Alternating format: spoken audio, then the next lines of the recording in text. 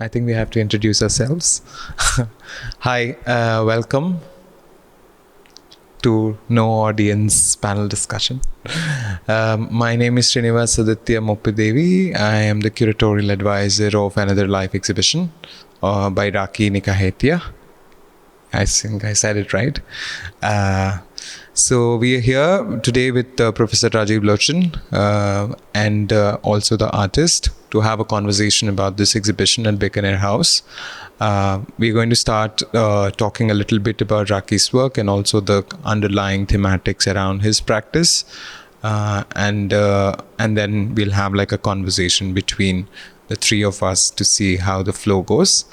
The first, to begin with, Raki, since you are the person of the hour, is to talk about how does the art came into being, because the experience of moving from one country, from Sri Lanka to Austria, is an experience that you have as a child and as growing up in Austria.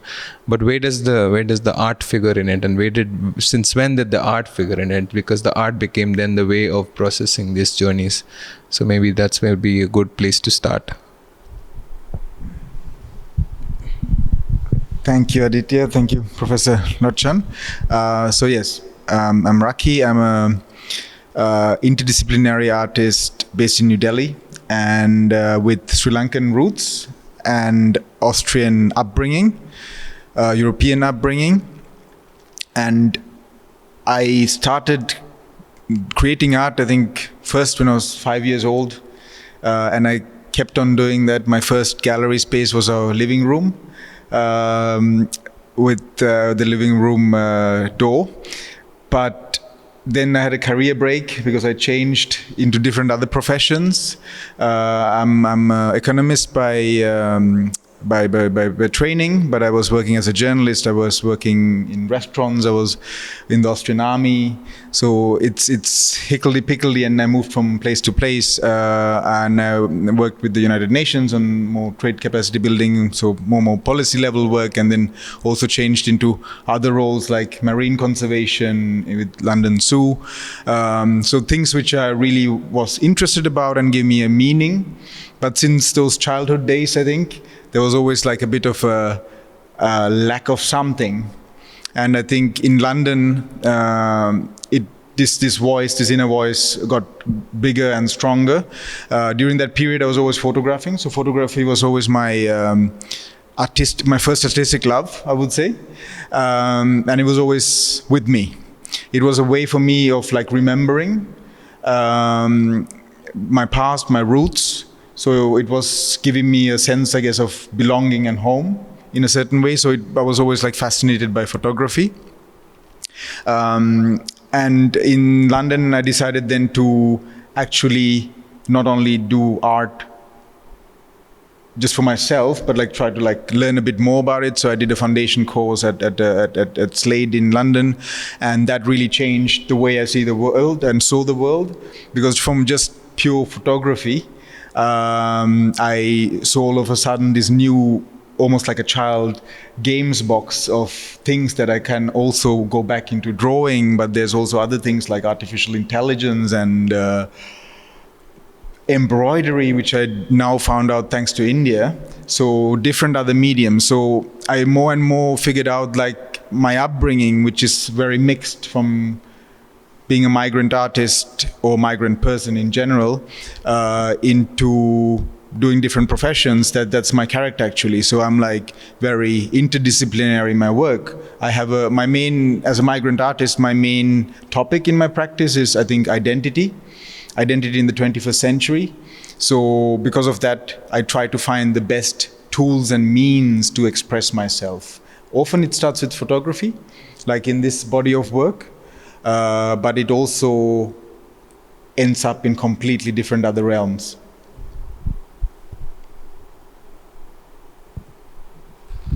Well, I'm Rajiv Lochan, the former director of the National Gallery of Modern Art. And it's always very interesting to be with young minds, both Aditya and Raki. And to see how they have been able to fathom these diverse areas of interest that are on one side thematic, conceptual in nature, and find ways and means of a concrete visual expression. I think what I could gauge and what I would like to say is that in the process of creation, you found a way to be able to assimilate all the diverse elements that continue to engage your mind and your sensibility, which were invariably in contrast to each other and, in conflict as well, because the kind of diversities that they engage themselves in. And your work allowed them to be assimilated. Because photography, what you started with, perhaps, to my mind, gave you an opportunity to only physically record the moment that you experienced, but to be able to transport that moment into the perceived moment is where actually art lies, and that's what you were trying to. So it's very interesting to see how a young mind reacts to his own surroundings, both at the personal level as well as the global level, with various engagements and conflicts internationally. Quite a challenge, I must say. Quite a challenge, and it's nice and fascinating to see that how your sojourn in India has been able to provide a language to it. A language that you perhaps have begun to believe in, which begins to bind areas of your inheritance, the transposition from where you began to where you wish to engage yourself, and the entire transition. Have I said it rightly? It feels like that. Yeah. Yeah. I was just like thinking while you were saying, yeah. Yeah, am I right? I mean, I've tried to kind of listen to both of you and tried to assimilate and sum it up for the larger audience. As to, it's interesting to see how absolutely diverse elements are attempted to make them coexist. Would you agree with me? Yeah. Well, in fact, it raises a question in my mind, I think, which I did, Aditya, to you over the telephone. I'm reminded of Rauschenberg.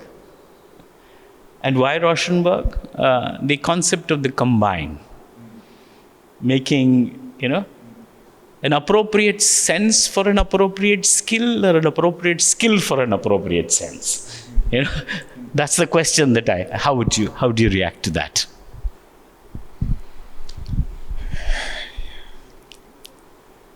Yes, for Rauschenberg is thank you for like connecting for like Rauschenberg. That's yeah. As well as the second. Yeah. So I think it goes back to the definition of what feels right to express yourself. For example, for this particular series, when I started to do the paintings, I started from a photograph, from a childhood memory of my mom. I wanted to recall the memories before we immigrated when the war was happening in Sri Lanka. So we had to, for certain reasons, move. And Austria is not a typical place for South Asians to move to, especially in the late 80s. But it was for me like recalling these memories, how this time was. And as I saw this photograph of my mom, I identified like sort of colors, as I associate colors with the person. And I started then painting her to come and dig to this emotion which I wanted to feel. It was a personal series. That's exactly the search that I was trying to describe. The transposition. Exactly. So I was not sure what I was doing because it felt like new, and I didn't really paint for a long time. I did sketching on the go, which I do on charcoal or on like pencil. But then when I painted it, my search was sort of ongoing for this like moments of relationship. So I try to identify certain items which are sort of silent not victims, but like silent witnesses of a shared background, of a shared love, shared history and roots in a new place. And when I found that, I depicted certain items which you will see throughout the exhibition. It's always 3 items. But when I found those items, I painted them, and I did them in acrylic as well as digitally, and they didn't do very much for me when I printed them out. So my search was in a way ongoing, because I found that the materiality didn't fit. So I was very frustrated with it, and I left it to the side. Months passed, and I'm collecting always little things which I think might come in handy later. And in this case, it actually did.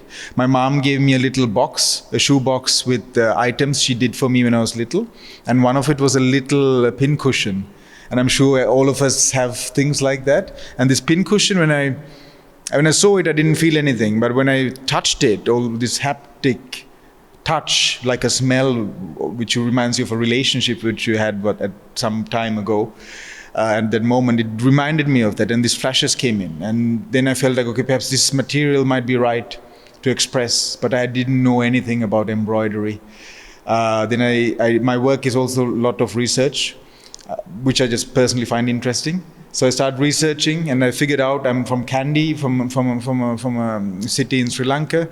And there I figured that traditionally they used embroidery to tell narrative stories about identity and history. So this I found fascinating.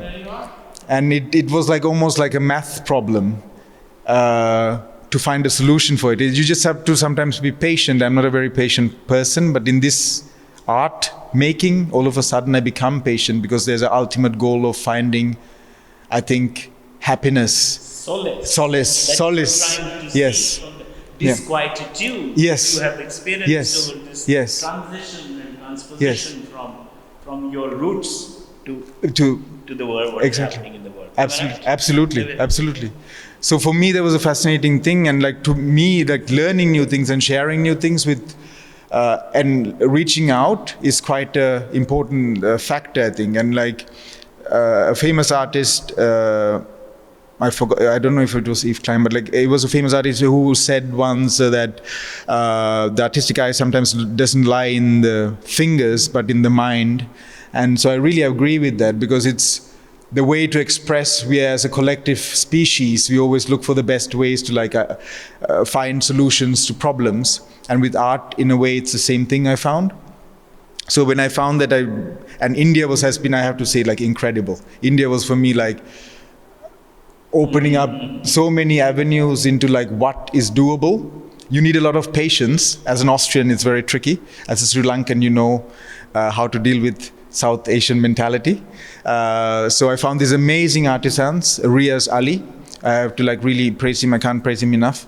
So we were working together. I purposely raised this question of the combined, because Yes. I think the contribution and the collaboration Yeah. element that this exhibition has achieved is equally important to be not only acknowledged but to be celebrated. Yeah. So that was the connecting point, really. And then through that, when I first saw the works, I was very happy. But then all of a sudden, my wife always laughs. I have a very much of an eye for like little detailed thing when we walk somewhere, that I just pinned something out or something.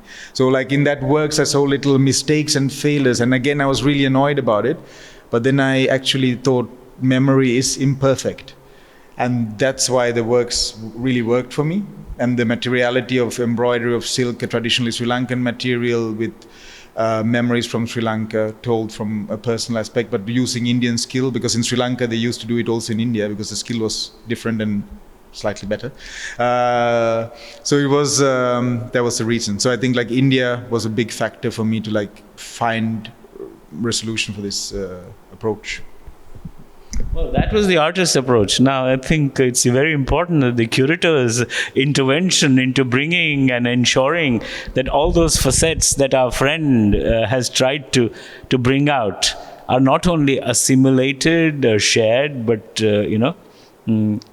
hung in a rather non-conventional and innovative fashion. So, I think curatorially the questions are multiple. One of the question is, why does what happens when the personal becomes public, and when does memory become history? And I think the space of the exhibition where these elements are negotiated. So because the exhibition perhaps is the only body as we speak, is the body that can actually translate your memory into a historical trajectory. Until then, it's in your studio, it's in your mind, and it's in your hand. But the moment it kind of has a public domain, which historically ceases to move away from being your memory, but now suddenly it raises questions of like early Sri Lankan migration to Europe, or particular histories of war, or also a bringing of being a South Asian in an odd country like Austria, right? It's not like Canada or the United States, or even UK, where the migration was already quite full force by the time.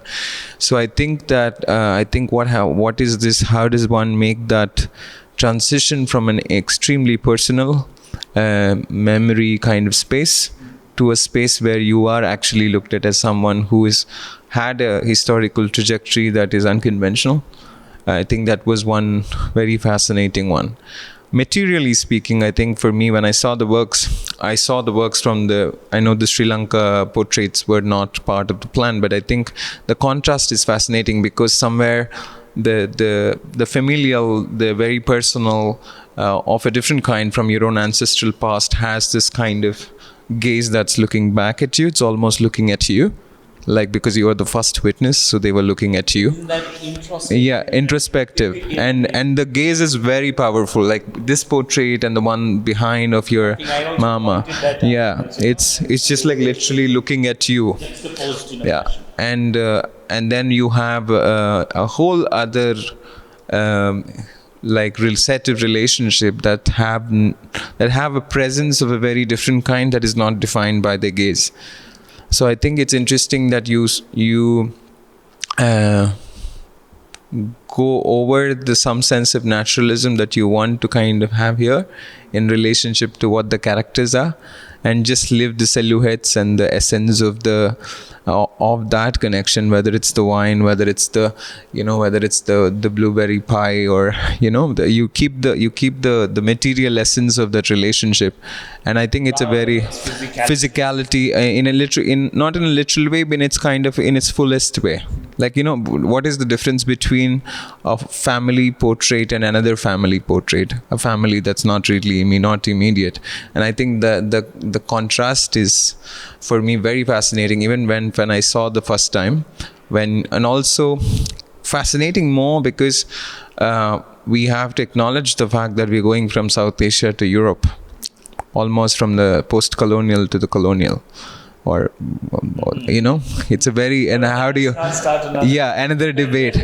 but at the same time, what is interesting is that even though it is not a conscious decision, it's a very interesting choice of a representation model where you are telling a story, not at the same time having any sense of gaze. It's just completely related to the uniqueness of each individual experience that you had. So I think for me, the journey begins here, because at least in context of India, because India also has different other histories of migration within South Asia and also outside of it.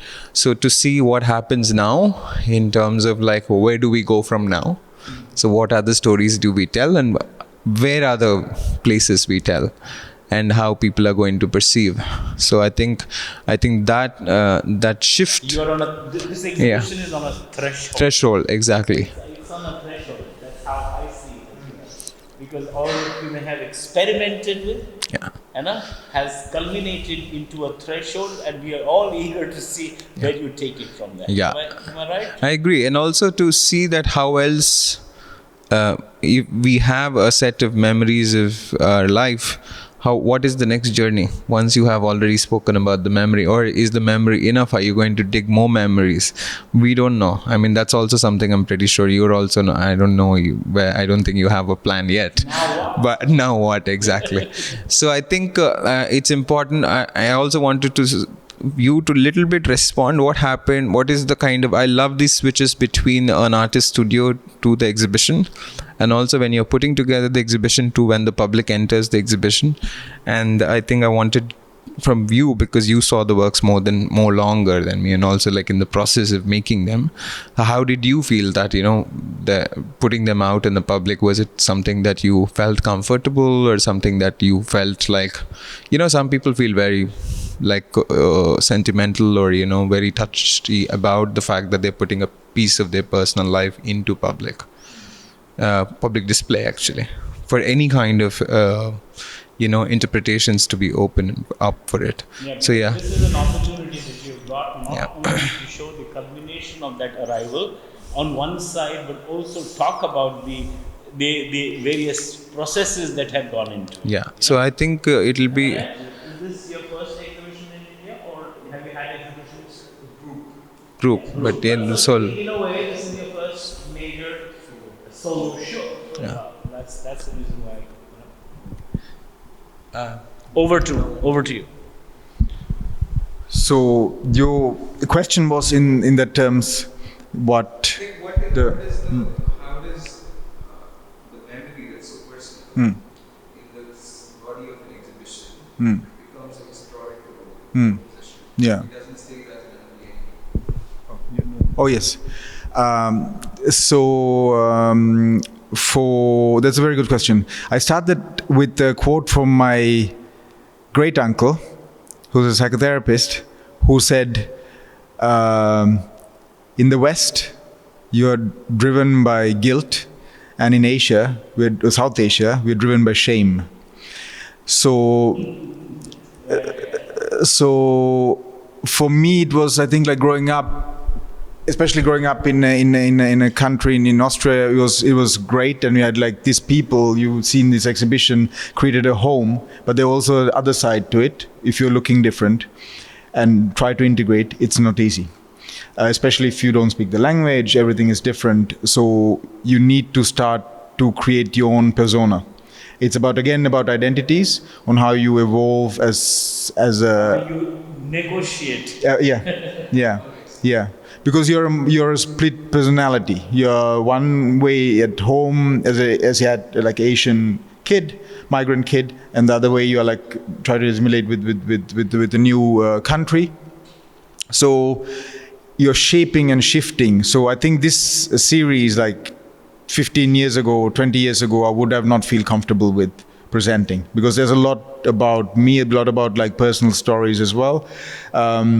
It's not particularly that I'm like, it's not about shame, but about like understanding of like getting the confidence, and again like coming back to my various different roles and backgrounds that gave me, I think that, I guess, that understanding, the patience and the confidence to like be able to talk about these subjects and like merge that link between collectivist society where we come from, of like not too much oversharing and keeping things to yourself, to your family, to the European side where you are more open. So it's a mix between these two emotions, which I try to. What to hold and what to share. Yeah. So with What is public and what? is Yeah. So all these images have like this 3 items, and they all look very playful, but they also have like, some of them are very sad, some of them are very joyful, and some of them are plain stupid. So it's like different aspects of like relationships as well. But for me, in terms of presenting them now, I feel it's quite liberating, because while I was going through the process of creating them, I got really emotionally attached. And for some of them, when I did them and remembered them, it was quite emotional that I even had to like shed a tear in when I remembered on how things happened. And it was a very difficult period in the beginning for us. But then we overcome, and then we managed to, as a species, we always look to like thrive and survive. So like it was, I think, that process of going through these like various experiences which makes me then happy. And like for me, the happiest moment is actually not only sharing this this emotional works with others, but then listening to the work. So like just as a Listening to the responses. yes, exactly. Yeah. Lead your vibrations to your. Yes. So on Thursday there was a group from a trust which is amazing, doing amazing work called Salam Balak. They're looking after children without parents or without homes, and I'm volunteering there like for photography. And then this group came, and there were like 10 boys and 10 girls. And I asked them what they feel when they saw the paintings. We did some games, and at some point one girl came. She must have been 8 years old, so something, and I feel like quite emotional talking about it now actually. But she then took my hand and went to this painting, which you will probably see in one of the cuttings later on. It was from my uncle. He did farming, and she saw the paddy. And yes, the orange, the paddy. And she said it reminded her of home. I don't think she really knew where home was, but she remembered working in the paddy fields, and she was already very young. And she talked about the different grains they were planting and on how it felt. And she felt a connection with that. So for me, and a lot of other people said different stories on that, it made them think about their relationship with their moms or teachers or friends. So that was for me, I think, the nicest thing what I got out of the exhibition. Aditya? Would you like to? I was actually more.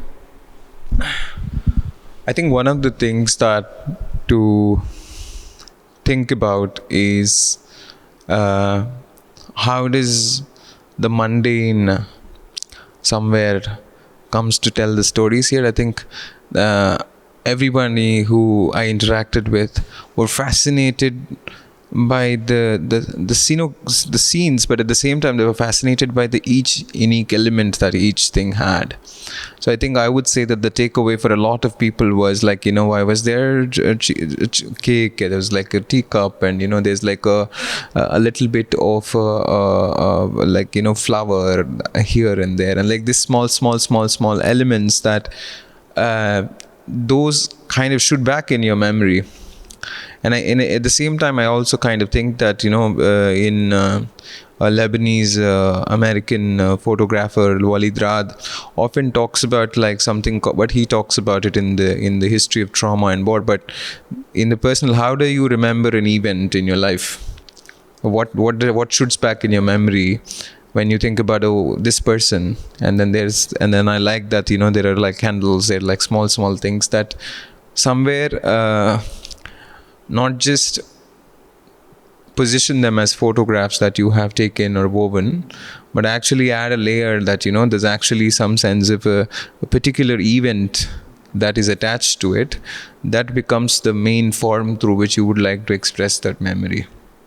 And I think that the form of that event, and it happens also in popular culture or in kind of histories of thinking about war and so on, is that there is something, one particular configuration that is your somewhere embark, no matter how much you try, that is shoots back, like shoots back in the thing. And I remember when I was a kid, 8 years old, it was very, very traumatic in a way that my father passed away, and I didn't know. I read it in the newspaper that morning, and I opened the newspaper. He was a very big writer, so there's this image of him, and then the news that it said that he passed, and then that was my first memory of him passing away.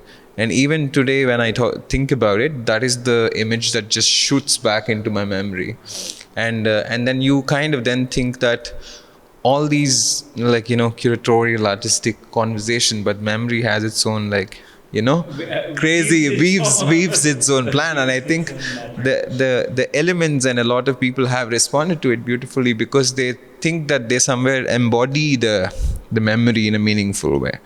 And I think one of the biggest success of this form of representation, at least for me, is the elements that create those generosity and curiosity without necessarily trying to I'm not making a judgment. I'm trying to understand, there's something that's linked to it that I want to unpack, or, just almost like a point of entry.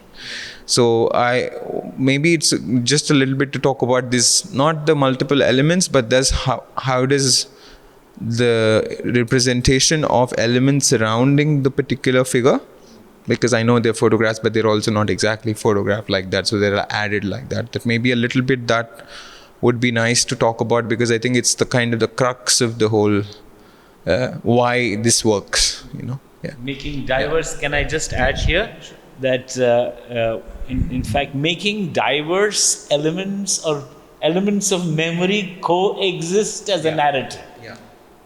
And I'm also reminded of this wonderful statement by Paul Klee, who has no relationship with this work, but what he said was the idea is not the illustration, the illustration is the idea.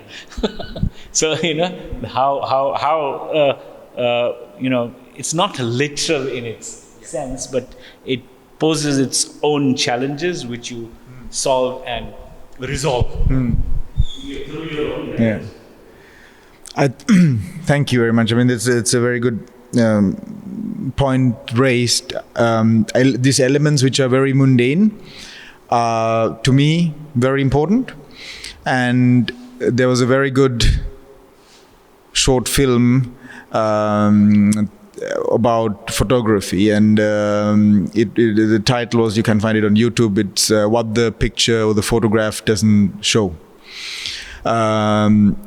It's a photograph from a famous photographer entitled Three Farmers on the Way to a Dance, and it's three young lads standing and trying to go to a dance, and that's it. But the actual story behind that, it's much more vast. It's the war period, it's their lives, and then what happened afterwards. So it's very complex, and their personal characters and in individuality. So this snapshot, as well as with photographs, won't tell the whole story. I think with all art, the magic always happens in the head, in our own brains. So it's about narrative storytelling. And these items which are very mundane, we all have it. For me, they're in a way these like silent witnesses of history, of memory, and they're very crucial. And one example would be this one bird which I painted for my mom, painting over there in the background. It's a paradise flycatcher. It's a white paradise flycatcher. We call it in Sinhala Siuluhora, which basically means the thief of cloth. And he's a migratory bird. Funny enough, there's always migration in my work somehow. But like, it's a migratory bird, and I saw the bird when I was only very little, 5 years or something, and I was going to school, and there was this little alleyway we were going through, and I can still remember it, and it was like full of like really green, lush vegetation, and there was a little lighting coming through, and there was this, on the perch, this paradise flycatcher, and it's a gorgeous bird. I think they also called Blitz paradise flycatcher, and I asked my mom what that was, and she explained it to me, and there was, just in the time, there's a perfect moment, but the war was already in full course. We were just about to move to Austria, and all this was happening, but that one particular moment was very pure and very happy and very simple. And we didn't talk about this bird for like probably 35, 36 years. Only after when I painted it, I said like, oh, there was this bird. She remembered that bird. She remembered that bird, and I couldn't believe it. And I had the same story with other friends as well, or like with family members. Some of these people are not here with us, unfortunately, anymore. Some are still alive, and some of my school friends are still some of my closest friends. But it's that kind of shared memory, which can be very simple sometimes, but then it can be the best of times and the worst of times. And yeah.